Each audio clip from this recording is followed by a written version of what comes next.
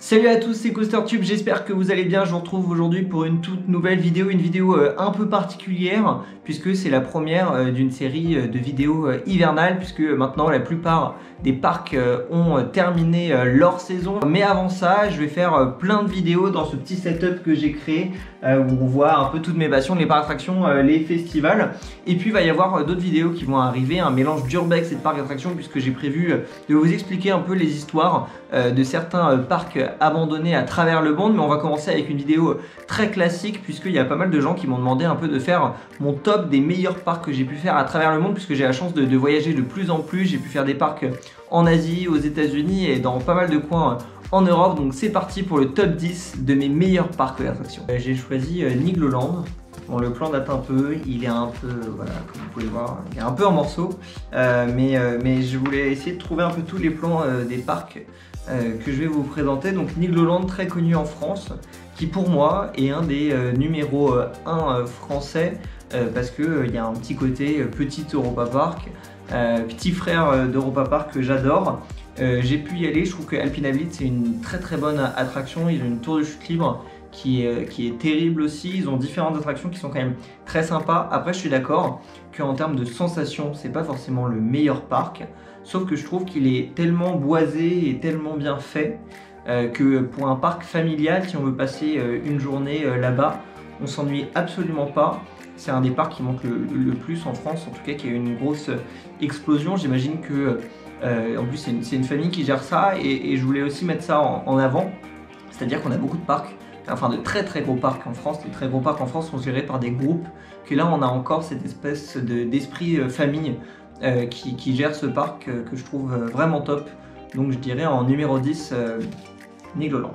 Alors ensuite, en 9ème, j'ai choisi PortAventura. Alors on va peut-être dire que je suis un peu sévère avec PortAventura, mais c'est vrai que les autres parcs que j'ai pu faire aux États-Unis et en Asie par exemple sont quand même bien au-dessus. J'ai choisi de mettre PortAventura à la 9ème position, parce que ça reste quand même un beau parc. J'ai pu le faire il y a 2 ans, et c'est vrai que c'est un parc sympa, il y a des bonnes attractions. Après, je trouve quand même qu'en termes de thématisation, ça pourrait être encore plus poussé, et c'est vrai que c'est ce qui leur manque un petit peu. Ensuite, j'ai choisi de mettre Universal Studios Hollywood. Alors pour beaucoup, c'est le rêve d'aller à Universal Studios Hollywood. C'est vrai que ça reste un très beau parc. Moi, quand je l'ai fait, en plus, Harry Potter n'était pas encore ouvert. J'ai pu en plus tester les autres parcs Universal à Singapour et à Orlando. Et je trouve que des 3 que j'ai pu tester, c'est le plus original en termes de placement. On a un parc en fait sur 2 étages.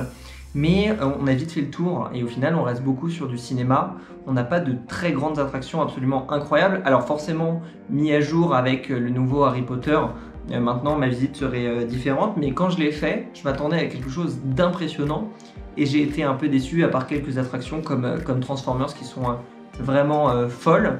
Mais on restait quand même sur beaucoup de choses avec de la 4D, etc. Mais maintenant j'imagine que ça a changé depuis mon passage qui doit dater de 2015.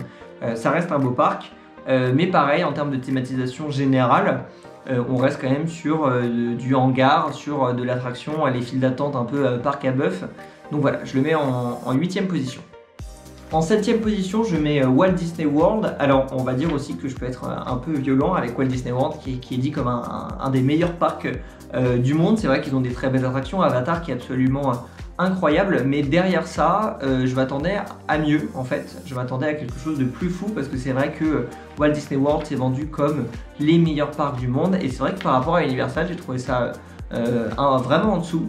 En général, sur les parcs, Epcot fait quand même très vieux, avec des attractions un peu passées d'âge. Et puis c'est vrai que Animal Kingdom, où il y a Avatar, en dehors d'Avatar, on a quand même vite fait le tour. Il y a peu de grosses attractions, donc c'est vrai que j'étais assez déçu. Et en fait j'avais tellement espéré et imaginé de choses sur Walt Disney World que quand j'y suis allé et quand je suis ressorti du parc, au final petite déception par rapport au prix en plus qui est pratiqué. Et je crois que le parc, si on veut faire tous les parcs en un jour, c'est à peu près 170 $ l'entrée. On passe à un parc maintenant avec beaucoup moins de thématisation, un parc qui est très critiqué sur ses coasters parking. C'est Six Flags Magic Mountain. Alors pourquoi j'ai choisi ce parc? Sûrement parce que en termes d'attraction c'est absolument hallucinant. Je l'ai mis à la 7e position. C'est vrai que c'est un parc de fou. C'est-à-dire qu'il y a des attractions partout. J'y suis allé, je n'ai fait que des coasters. Je crois qu'il y a 17 coasters sur le parc. Je pense par exemple à Full Throttle que j'ai adoré. Ils ont plein d'autres choses. Donc c'est vrai que si vous vous rendez Tatsu, il y a plein de coasters. Alors si vous vous rendez à Los Angeles, c'est vrai qu'à choisir, je pense que j'ai préféré faire Six Flags que faire Universal Los Angeles. Et puis surtout pour le prix, parce que c'est des parcs qui sont vraiment pas chers, je trouve, pour ce qu'ils proposent. Je crois qu'on est autour de 40-50 $. On peut même trouver des passes à l'année pour aller dans tous les parcs Six Flags autour de 100 $. Donc c'est vraiment pas très cher pour tout ce qui est proposé. Après, c'est vrai qu'en termes de thématisation, ça manque beaucoup, mais on sait que quand on va dans un parc Six Flags, on y va pour les coasters avant tout. Alors là, j'ai pas de dépliant pour vous le présenter, mais c'est SeaWorld, un parc qui m'a vachement étonné. J'avais pu lire pas mal de critiques sur SeaWorld. Alors je ne suis pas du tout fan de leur utilisation des animaux. Je suis pas allé voir de spectacle en particulier là-bas. Je trouve ça un peu triste. Mais par contre, en termes d'attraction, j'ai trouvé ça génial. Déjà, on a Manta qui est absolument fou, qui est énorme. Il y a plein d'attractions. Atlantis, une attraction aquatique. Et c'est vrai qu'en termes d'attraction, je m'imaginais à quelque chose de pas forcément top. Et c'est quand même un grand parc. On peut marcher tranquillement. On ne se fait pas bousculer par rapport au parc du même groupe qui se situe à Tampa, qui est Busch Garden, où celui-là, c'est vrai que c'est plein de petites allées, etc. Que là, on se retrouve dans un parc américain, donc très grand, avec des grandes allées. Et c'est vraiment super sympa de s'y promener, les attractions sont top. J'ai fait une vidéo d'ailleurs sur la plupart des parcs que je vous présente, il y a des vidéos. On se rend sur le continent asiatique pour découvrir Universal Singapour. C'est un parc qui est génial, qui est en fait articulé autour d'un lac. Il y a plein d'attractions, il y a plein de choses à voir. Et c'est vrai que c'était vraiment fou de pouvoir y aller toute une journée. En plus, c'est une ambiance quand même assez différente des autres parcs parce qu'on est dans un parc asiatique et c'est vrai qu'il y a une différence vraiment forte entre les parcs asiatiques, les parcs américains, etc. Dans les visiteurs, dans la façon de se comporter en général, mais c'était vraiment sympa. Donc si vous vous rendez à Singapour, n'hésitez pas à aller à Universal. En plus, les prix sont pas trop chers. Je crois que j'avais dû payer 50 € à peu près l'entrée, donc par rapport à un Universal à Orlando ou à Hollywood, c'est vraiment moins cher. Direction maintenant l'Allemagne pour ce troisième parc, Europa Park, et j'y serai en décembre. J'ai vraiment hâte de découvrir Europa Park. J'irai peut-être aussi à Roland-Ticket, alors tout nouveau parc aquatique qui a l'air hyper bien thématisé. Bah voilà, Europa Park pour moi, c'est pas forcément les coasters qu'on va voir parce que Blue Fire, Silver Star, on reste sur du bon coaster, mais il n'y a rien non plus d'incroyable. Par contre, il y a une ambiance qui est géniale. Le parc est grand, il peut se faire en 2 jours tranquillement, facilement. Les opérations sont bonnes. On est dans un parc allemand, donc c'est pro, c'est carré.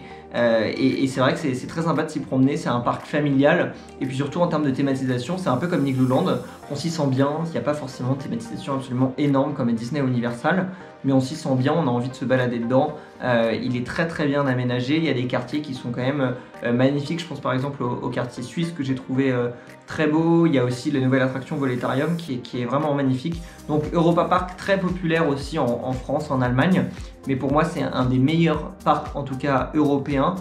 Il arrive second de mon top des parcs européens. Numéro 2 dans le top 10, c'est Fantasyland. Fantasyland, un parc absolument incroyable, que ce soit de par ses attractions ou de par sa thématisation. C'est absolument fou. Dites-moi ici en commentaire ce que vous pensez un peu de tous les parcs que je vous présente.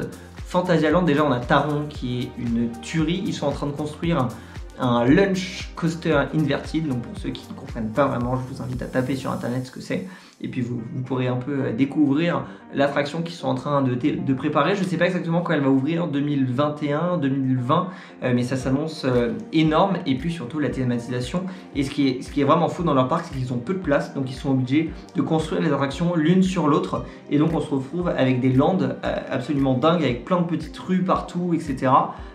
Dont par exemple dans ce quartier où toutes les attractions s'entremêlent, et c'est vraiment sympa, c'est très bien fait.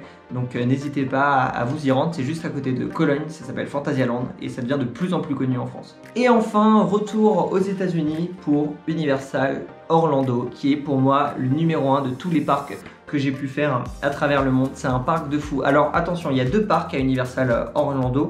On a le Universal classique avec toutes les attractions qu'on peut retrouver un peu partout. Et puis on a un autre parc juste à côté qui s'appelle Universal Island of Adventure, et c'est surtout ce parc là qui m'a fait halluciner. Déjà l'attraction Harry Potter qu'on peut retrouver dans d'autres parcs maintenant, qui est une tuerie de technologie. On se sent intégré dans les images, dans les écrans. L'attraction est vraiment folle, c'est une des plus folles que j'ai pu faire.